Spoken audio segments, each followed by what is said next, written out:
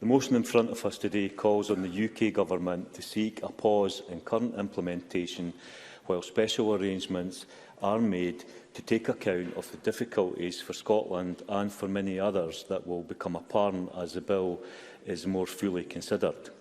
I would suggest that it should give all of us concern that a bill that will cause severe damage to Scotland's environmental, economic and social interests is being given so little scrutiny.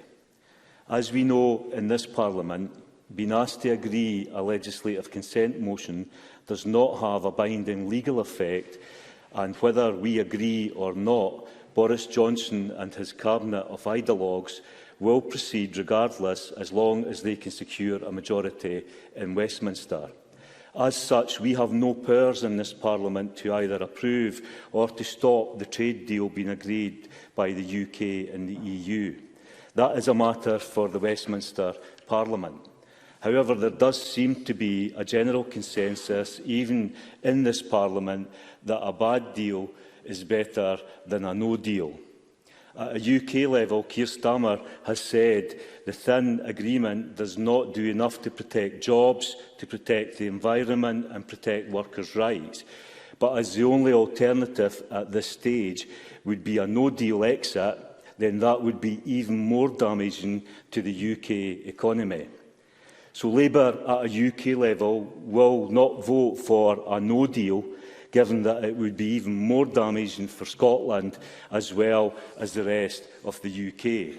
Scottish Labour supports that position, and in this Parliament will use this symbolic vote of the LCM to highlight some wider issues. As the party of devolution, we would make the point that Boris Johnson and his cabal have, throughout the whole Brexit process, driven a cart and horses through the devolution settlement.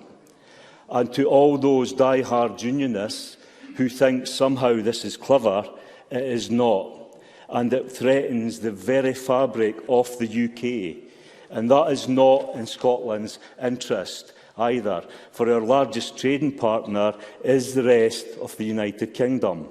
That is why I say again, the greatest threat to the future of the United Kingdom is Boris Johnson and his race-to-the-bottom Tory party. Given the fact that the LCM in this Parliament today is pretty meaningless, therefore, it must be considered a wake-up call for the desperate need to reform the devolution settlement. There is a growing movement for reform and change across the whole of the United Kingdom, in Wales, in Northern Ireland and in the regions of England, and we must use the experience of Brexit to build better government through the realisation of government which is closer to the people. But we can also make clear today that this Parliament demands a greater say in future trade deals, a greater say on how we can use state aid to build an industrial base for 21st century Scotland, and a greater say on how we rebuild our relationship with the rest of Europe, for we may have come out of the European Union, but we certainly have not come out of Europe. We must also make the case that our largest trading partner is the rest of the United Kingdom, and that is why reforming government across the whole of the United Kingdom is so crucial for Scotland in the 21st century.